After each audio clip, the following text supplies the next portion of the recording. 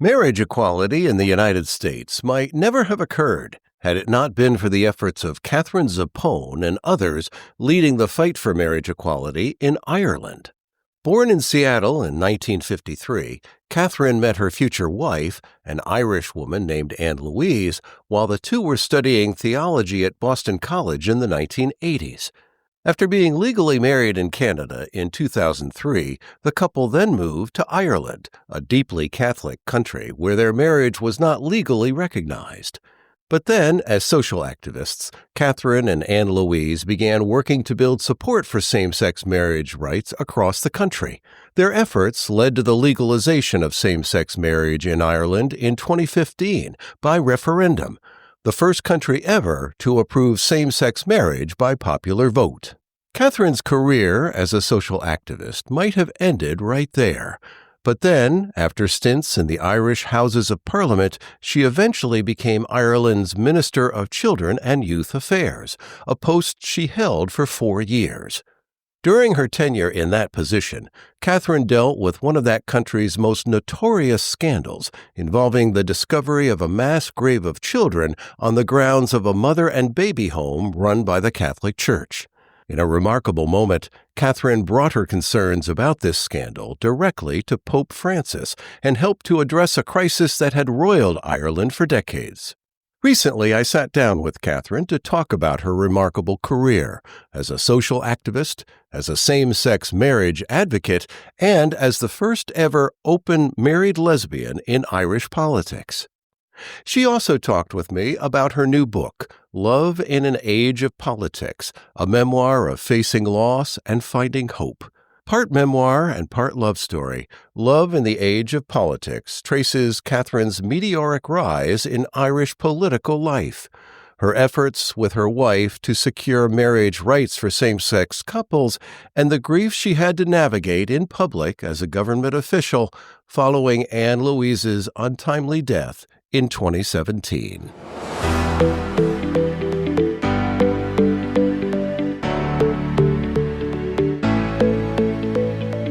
Katherine Zappone, welcome to Profiles in LGBTQ Courage. It's wonderful to have you here today. I'm so happy to be with you, Rick.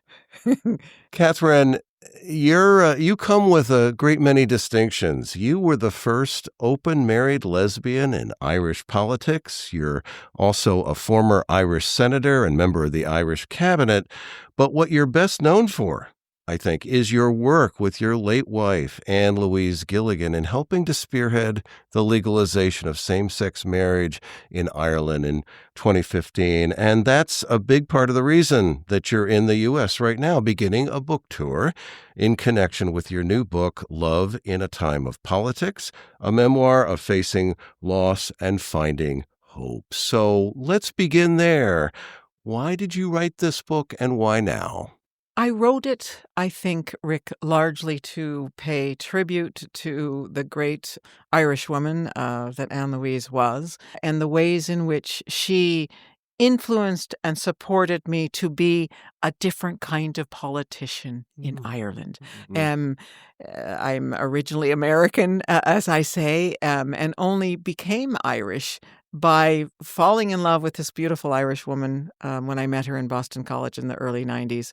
And when we finished our study, a doctoral work, she invited me to go back to that land. So I'm going to invite you Okay. because this memoir is both a political memoir, but it's also a love memoir. Yes. And would you share with us that quote on page 2 that I highlighted there for you about your time at Boston College? I will do that. And this was a memory of Ann Louise that I had when I was, I suppose, really experience a deep moment of grieving her loss. I see Ann Louise running to class in high heels at Boston College, where we met in 1981. We were going to be late because our squash game had run over, she defeating me yet again as one of Ireland's champions in the sport. Her spirit held exuberance so naturally. Her beauty blew my mind. How magnetized was her power.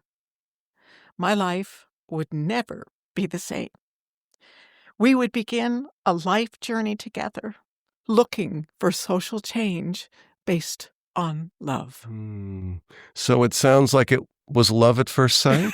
It was or pretty or much. pretty soon thereafter. Exactly. In early 80s, and in Boston, in a Jesuit university, with a Catholic context where we were studying theology, and I know that's especially for some people maybe listening to before they were born, but it wasn't really like the time where you could be out and be cool in too many places, and certainly not in that kind of setting. Yes.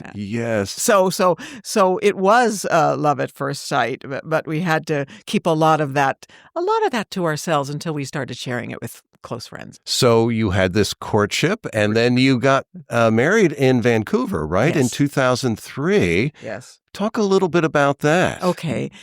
Well, we as it went, fell in love, decided we wanted to live together for the rest of our lives, had our first ceremony, which we called a life partnership ceremony in Boston in the early 80s. And then I go to Ireland, time passes, and we ultimately decide that, we would really like our life partnership recognized in law.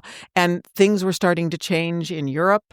And also in Boston, as the great, LGBTQ organizations were advocating and leading towards that wonderful judgment in the mid-2000s in terms of allowing marriage equality in the state. And so we said, we really want to have our own partnership recognized in law, look for different ways to do it. And eventually, as we were doing that, found that the great province of British Columbia in Canada opened its doors to anyone to marry, whoever they were, and they didn't have to be a citizen or a resident. So we, kind of really within 3 months, we were over there, we got married, we came back to Ireland, and we simply then looked for a change, effectively, of both marital status and tax status in the country of Ireland. Say, well, we got married outside the country. We want to just say we're now married and treat us as married a couple in terms of our tax returns. So they said no, by the way. They said no, but you persisted, right? And then we took the big case against the Irish state. Yes. And that effectively, Rick, I think it was recognized as the catalyst for the marriage equality movement in the country. So what length of time are we talking about here from the time your case was initially rejected to when momentum began to build? Well, we started preparing for the case in 2000. The momentum began to build really, especially when we lost at the high court level. We established with others, an advocacy organization called Marriage Equality, and that's what then started to build the momentum for effectively what became a road towards the people making the choice to allow same-sex marriage. And the duration of time, this did not happen overnight. This was a number of years. It was about 15 years since we started. And did it ever get ugly when you were campaigning and going door to door? Absolutely. And Rick, especially with the young people and especially young men, and Ann Louise and I would be out on the doorstep with some of them, and they would start chatting to say, would you consider voting yes? And there were times people would spit at them or say terrible things, and often, they would come away from the door so disheartened, and Ann Louise would just place her arms around them and just say, you are a beautiful young man, and we are moving forward and believe in that. And then May 22nd, 2015, the famous landmark referendum, which legalized same-sex marriage, and Ireland was the first country to acclaim this or legitimate this by popular vote, right? By the vote of the people. The people decided to vote for us. Talk about that day. Look, it was for all of us who had worked so hard, and as I said, our allies as well as ourselves, and had an incredibly strategic campaign had been conducted, going to the doors of everyone throughout the country at least a couple of times. But I think and us hoping, even honestly, Rick, the night before the vote, we weren't sure. Even though the polls were demonstrating that it looked like it might be in our favor. I mean, as you said at the beginning, this was a Catholic country. And were they going to vote for us? And by the time we woke up the next morning, we were hearing on the radio that a couple of the leaders of the opposition were conceding. And so, I said, come on, Ann Louise, let's get dressed and run to the count centers, which we did. And the numbers just kept rolling in. And once, the other thing that was extraordinary, and again, these iconic images that came from Dublin Castle, the minister in charge of the use of Dublin Castle could see in the morning that it was going to be a win. So he allowed a crowd to gather in the midst of the Dublin Castle. And by the time we were all there and the last count had been heard in terms of the county's count coming in, it was just extraordinary to feel that acceptance as people who had been excluded for so long. And, the reality is that there actually was a couple of rainbows, real rainbows going across the castle at that moment. And little did we know, but of course that was the beginning of Ireland becoming a beacon of hope to the rest of the world in relation to particularly that issue. So with that in mind, I'd like to ask you to read this passage on page 109 about that day, beginning with that paragraph, and so. And so when we enter the castle courtyard on the 23rd of May, 2015, it is a moment of pure jubilation. 2,000 people have gathered to witness one of Ireland's most historic moments. Equal signs everywhere. Rainbow flags are flying. The final county result is called "We Have Won." Some 62% of the Irish population have voted "Tá," which is Irish for yes. And 71.3% of Dublin Southwest, where I was a representative of that geographic region, have also voted yes. This is the first time that a country or state has legalized marriage equality by popular vote. Being in the courtyard and being able to go onto the stage with Ann Louise, to lift up our arms together, to look at the crowd, we are euphoric. I bring her down to the crowds and move close to the stage. Miriam O'Callaghan, one of our primary broadcasters of RTE, wants to interview us. And it is then I turn to Ann Louise and say, "Ann Louise, will you marry me?" She says yes. We kiss on television, and that kiss goes around the world to 12.5 million viewers online. Pure joy again. I'm really curious how you were able to accomplish this in the epitome of a Catholic country. Indeed, exactly. Well, to be fair, the Catholic Church in Ireland had started to lose some of its moral authority because of the discoveries of effectively abuse of women and children happen in institutional settings. And as that became known more and more, people started to question the moral authority. And it was in that context that we brought forward this desire of same-sex marriage. Well, I know that you served as Minister of Children and Youth Affairs for Ireland for 4 years, and I think you're speaking of the Tuam Mother and Baby Home episode. Yes. For those in this country who are not familiar with this, it's a pretty notorious example of child abuse at the hands of the Catholic Church. Can you give us a little bit of the context and the background of the story? Exactly, and it is. There were a number of what we called mother and baby homes that were established throughout the country, usually run by religious orders, but also sometimes, by the state, the local authority.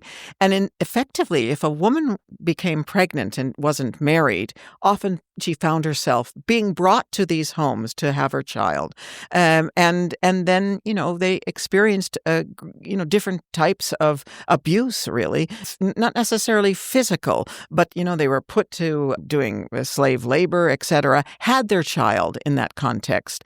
In Tuam, in County Galway, there was one mother and baby institution. A local historian had found lots of evidence. She felt that there were at least 650 children who were buried on the grounds of that institution without anyone knowing it and with no proper burial or even who they were. And so the government decided to set up an investigation to see were that the case. I was the Minister for Children at the time that the commission that was investigating actually discovered some juvenile remains at Tuam. And, this discovery and it seemed as if they were tossed in a sewage system outside of the home. Really it was just devastating. I was brought into a room, and the people who were doing the work told me and showed me some of the slides of the remains, and just was just, as I said, just devastated, trying to figure out how should the state respond to this horrific thing that had happened to our children in the relatively recent past. This place only closed in 1961. Correct. Right? Yeah. That's right. And so it was my job ultimately to find a way to get my government colleagues, other cabinet ministers, to agree that no matter what, we needed to try to find, if we could find the remains, to see if we could identify them, because many people felt that they were related to the children who had been buried in the dark of night, and that there were survivors, meaning people who had actually lived in those homes and had been there at the same time. So it was, how would the government appropriately respond to that? And I got a government decision to say whatever it takes and whatever money it takes, and it's only now that they are beginning the exhumation of any remains. You actually spoke to the Pope about this. I did. Tell me about that exchange and what happened as a result of you sharing with him your concerns about this. Well, actually, Pope Francis was coming to Ireland as a lesbian married woman. I had decided that, but as a cabinet minister too, I would go and hear his speeches along with my colleagues, but I really didn't want to have much other engagement with him. One afternoon, the secretary of the department of our prime minister said, Minister Zappone, will you actually greet the Pope when he arrives in the country? And I said, Martin, I don't know if I can do that, because he and his organization doesn't have a place for people like me. And he said, well, actually, Minister, we think it would be very powerful to show the world a lesbian minister shaking hands with the Pope as he is greeted. So I thought, okay, I'll come. And, I thought, can I have a word with him? And he said, you've got about 30 seconds. You're just going to shake his hand. I thought that was enough time to give him a message. And so we spent with my advisors the next couple of weeks identifying what did I want to say to the Pope, and said it must be about the children who were, thrown into the ground at the dead of night, who had died, and we don't know how they died, to let him know that this had happened and that the church needs to take responsibility for it. So that's what we did. I put together a message that lasted 30 seconds. We translated it into Italian. I had tried to learn the language a little bit the summer before, not very successfully. So I spent a lot of time memorizing those lines. And I then had the opportunity to meet him and started shaking his hand. He's such a tall man. I'm not that tall myself. And he's looking down at me, and I give him, Benvenuta Papa Francesca, and give my few lines. Terrified, Rick, that he's going to ask me a question in Italian. I'm going to have to respond back. And he says instead, thank you for saying that to me in English. So he really heard, the plea, and especially my request that the Catholic Church take responsibility for this.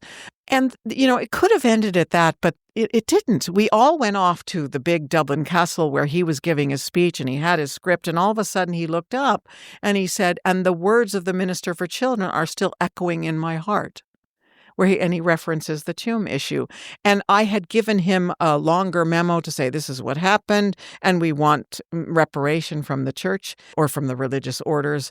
And he said he would study it on the way back on the plane. Anyhow, eventually, the sisters who were responsible for that particular mother and baby institution agreed to give a certain sum of money to help us in the process of trying to find the remains. So what did that experience of interacting with him, what did you learn about politics, about leadership, about courage in that moment? Well, courage, I was terrified to do it, frankly, even though, I can be pretty strong at times, but I just felt I had this opportunity. And, the best things are done. biggest things are done, I think, in the world is if, everybody experiences fear. If you accept the fear and decide to move through it. Secondly, what I learned is that profound change comes through a personal connection. And I had a personal connection with Francis. He heard me, Rick. I could see that he did. And then I heard him say, I will consider this and I will try to. I have no idea what really he did in the background after that. But did he clearly do something? Well, he said that he was going to pray for us. So I wondered, what did that mean? And it could have been other things, and whether it's connecting with the sisters or not. But it was a really big symbol of, I am on your side. I think we do need to take responsibility. But it was that personal connection and the willingness, to kind of move beyond the fear. I don't think you sought out to become a politician, no, right? I didn't. I mean, you were studying theology at Boston College. Well, first of all, I was invited into politics. I was appointed by the prime minister of the day to our upper house, or it's called the Seanad. In our constitution, there can be 11 people appointed to a 60-member Senate. And I was asked to join the Seanad at the time when Ann Louise and I were taking a case against the Irish state. So already that indicated to me there was an openness by the political leaders, but they were the political leaders of a very socially conservative political party. So they were willing to listen. And I just took them at their word. And I found opportunities then I loved talking. I believe in the power of language and in the Seanad, raising the different issues as a woman, as a lesbian, and as somebody who was, from a minority community. And I think I gained respect for that. But also they were willing to establish relationships of respect for me. I tell the story in the book about how the prime minister who appointed me, invited me to his very big office one day, not long after he had appointed me. And I had sent him a copy. Ann Louise and I wrote a memoir of the case, taking of this case. I sent him that before I went to see him. And I got to his office and we sat down in these big plush chairs in front of a big fireplace. And he opened the meeting with quoting to me 2 paragraphs by memory of our book. And he was a man who was against marriage equality at that point. Mm. And so it indicated to me that I was, as we say in Ireland, gobsmacked. But I thought, wow, I can feel his heart and mind is opening. And eventually he chose to campaign on behalf of it. I think for American listeners, people would be interested to hear, is everyone in Ireland appointed to the Senate or? Yes. Okay. No, the other 40 whatever spots are elected. They are elected. Exactly. Okay. But what happened, once I finished the 5 years, I decided, okay, I like politics, but there's a lot more power in the Dáil, or what's comparable to the House of Representatives here. So I actually ran for office, or for a seat, as we say, and I won. Barely, it has to be said. And then and I ran as an independent, as a progressive. And the political party that had the most seats didn't have enough seats to form a government. This is a different system than what happens in the United States, but people are probably familiar. Lots of European countries go this way. You need so many seats, so certain number to actually form a government. So they invited in independents to say, will you join us? Will you give us your vote? And I said, maybe, but as long as you respect some of these red line issues that I identified to them. And once they agreed, I said, okay, I will join your government. So you and Ann Louise were so active in campaigning on behalf of same-sex marriage. She was your wife. She was your soulmate. And then she died in 2017. So can you share a little bit about that moment? I can. And what happened? Yes, I can. Ann Louise was very ill. Really, within the first number of months of my ministry, she had experienced a second brain hemorrhage. We thought the first one, she was recovering from that relatively well, but then she was struck again in March of 2017. And I had only been minister for a few months then. She went into hospital, and for 87 days, effectively, she worked really hard to heal herself, but ultimately it was not meant to be. I had a number of family and friends that accompanied me during that time to try to cope with, I suppose, the days where I was coming to terms with that I would lose the most important person in my life, the love of my life, but also my counselor, my political advisor.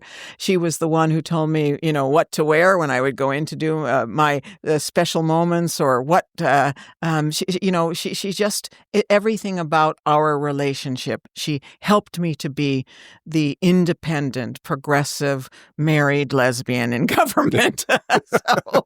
So as she started to slip away, it was a real learning, and I felt really accompanied by everyone else, and she really worked hard not to slip away. She just when the team of her doctors told me that actually she had this really terrible disease, and actually she wasn't going to make it, that effectively her brain was bleeding.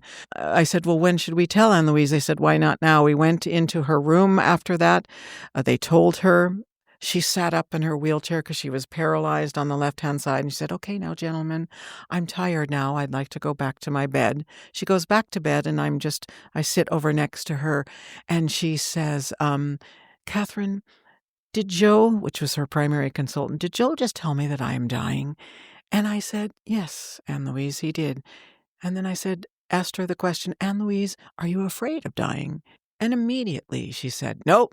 I wasn't afraid coming into the world, and I'm not going to be afraid going out. It was that kind of extraordinary courage. And at this stage, she had lost some of her cognitive capacity because her brain was bleeding, but that was her response. So, it was just an incredible, I was loss and devastation, and I had a very big job to continue to do. And I think you shared with me that she basically wanted you to go on. She right? wanted me to go on. Well, we had been listening to, or she had been listening to, a program on the radio, again in hospital, about the loss of this great Northerner during the Troubles, a man named Seamus Mallon, and it was his funeral. And she said, Katherine, you have to decide: are you going to continue to work for change on the streets protesting, or are you going to go inside to do the work? And I said, well, I feel I'm making a difference inside, meaning inside the power, the political power that you have to exercise. And she said, well, I want you to continue to do that. And so you did go on, and in addition to being, you and Ann Louise, the tip of the spear around same-sex marriage, you also became involved and helped to overturn Ireland's laws regarding abortion. So talk about that. I did. I had been, and Ann Louise too, we'd worked somewhat on the campaign to what we called repeal the ban. There was a ban on abortion services placed into our Constitution in the early 80s. So we had worked to try to take that out for years, again, a Catholic country, but it also was an issue more than same-sex marriage, that people, within the same families couldn't talk to one another if they disagreed. It just was one of our first real polarized issues. And, being in my negotiations whether I would or wouldn't join government, and they wanted me to join, I said, well, I will only join if you agree to have what we called a citizens' assembly, which is a way of practicing democracy, where 100 citizens gather, who are anonymously chosen to look at a particular issue, to hear evidence on both sides, yes or no, to debate with each other and make recommendations to government what they wanted to do about that. And, the party I was negotiating with kind of dragged its feet. Well, yes, maybe, they said. And I said, no, you have to write it in the program for government that we're going to do that, because I believed it worked. We did that with marriage equality. And that's what then started to help change people's hearts and minds when a citizens' assembly debated it. And women from all over the country fed in their stories of what it was like to not be able to make a choice in relation to their own reproductive freedom. So anyhow, fast forward, we had that. It recommended to government. And then what I decided to do, Rick, was to adopt. My position was a member of cabinet. I was no longer an outsider activist. And so I decided my role was to try to offer arguments to my cabinet colleagues as to why they should support a referendum to say yes to women's reproductive freedom.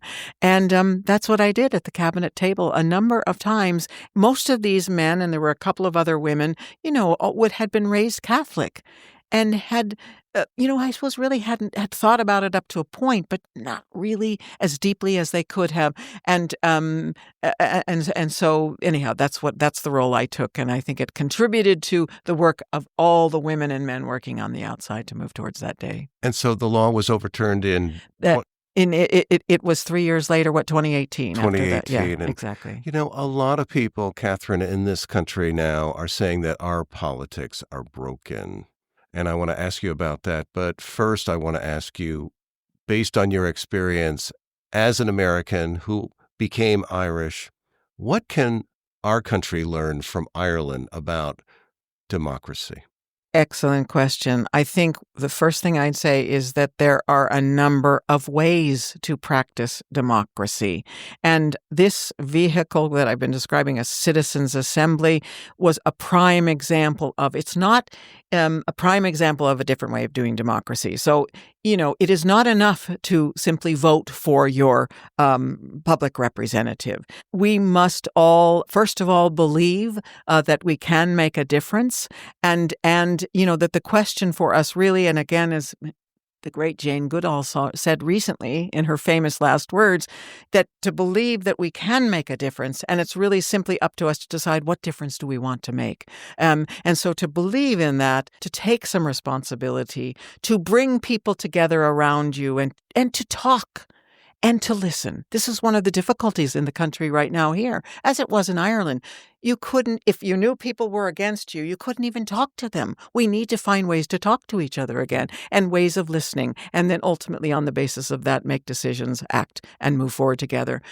Above all, though, I guess I would say, is that what I learned in both the major change of marriage equality and repealing of the ban against women's reproductive freedom was that we have, hope is an essential ingredient, and it is in the doing of looking for the change that hope comes, and really comes fiercely to help us keep going. It is in the doing that it is there, not in the sitting on the sidelines.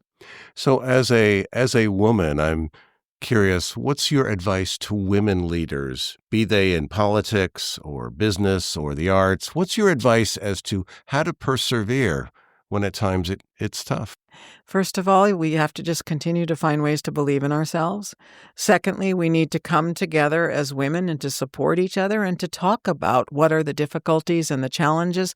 And then thirdly, to actually change some of the systems of politics and governance that block us from our full participation. Something as simple as, early childhood care and education centers on the grounds of the Houses of Parliament. As well as in Ireland, when I was governing, one of the things that we did was change the hours of voting. Most of the voting happened into the wee hours of the evening, and so you couldn't go home to whatever, be with your family. As we have this interview, I found the figure that said to date some 6,000 same-sex marriages have been celebrated in Ireland since the amendment. When you hear that figure, how does it make you feel? I'm thrilled.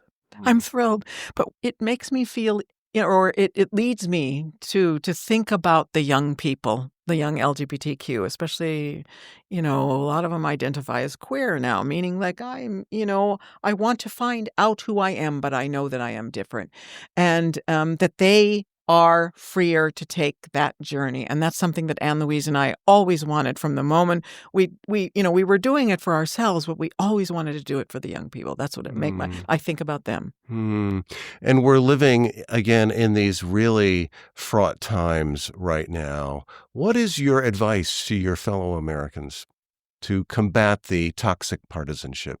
Never, never, never give up. As I said, especially once you realize you can make a difference, that you just need to decide what it is that you want to do, bring people together. Well, is there anything, Katherine, I have not asked you about, but that has percolated up that you'd like to share as we begin to wrap up here? Yeah, I think you've covered most things, but I want maybe to just end with I'm reminded of a few words by one of our great poets, and he was awarded Nobel laureate. He's Seamus Heaney. He was from the North, lived through our conflicts of the Northern Troubles, as we called them, and he talked a lot in his poetry about staying the course, stepping up, and all of the ways that he did that. But he said, at some stage, that the tidal wave of justice will rise, and hope and history will rhyme. Well, because your book is a love memoir, I want to close and have you read one more passage. It's on page 211. And if you could give us just a little bit of a context for these remarks. These were part of what I spoke at Ann Louise's funeral. It was an extraordinary event, and I had just been appointed Minister for Children for the second time because we had a new prime minister, and all of my cabinet colleagues arrived to the big event. I felt like the whole country was there. Anyhow, this is some of the words I said to recognize her beauty and her just extraordinary power as a human being. How do I love thee, Ann Louise? Let me count the ways. I love your fearlessness, especially when it was mixed with your great sense of fun. Ann Louise drove a bright red BMW motor scooter for years and stopped only because of blindness after her first hemorrhage. It was one of the hardest letting goes for her. Prior to that, however, several times a week, she would gear up, put on the big helmet, and drive the bike out our gate. I would often watch as she left, bless myself, and try to celebrate the freedom she felt on that bike. How do I love thee, Ann Louise? I love your extraordinary sense of hope that fuels your positive approach to all things in life, especially its greatest challenges. And after her last visit to the eye specialist in Beaumont Hospital a number of months ago now, Ann Louise wrote in her journal, "My sight has not improved, but my capacity to use what I have left has improved. I love your wisdom and depth of acceptance of what is given. I love your beautiful mind, your brilliance, creativity, and the ways you thought deeply about everything. I love how you loved me. Ann Louise was so proud of my appointment as an Irish cabinet minister, she waited for my reappointment and passed away quietly and peacefully only hours after it happened. And now, in the presence of all gathered, I have to let you go, beloved." Katherine Zappone, thank you for being my guest today on Profiles in LGBTQ Courage. Thank you for listening to today's interview. Founded in 1973, PFLAG is the first and largest organization for lesbian, gay, bisexual, transgender, and queer people and their parents, families, friends, and allies. We have over 400 chapters and more than 200,000 members and supporters nationwide. Our members come from every generation and live in cities, small towns, and rural areas across the United States. PFLAG is committed to creating a world where diversity is celebrated and all people are respected, valued, and affirmed. For more information about PFLAG, explore the rest of this website or visit PFLAG National at pflag.org.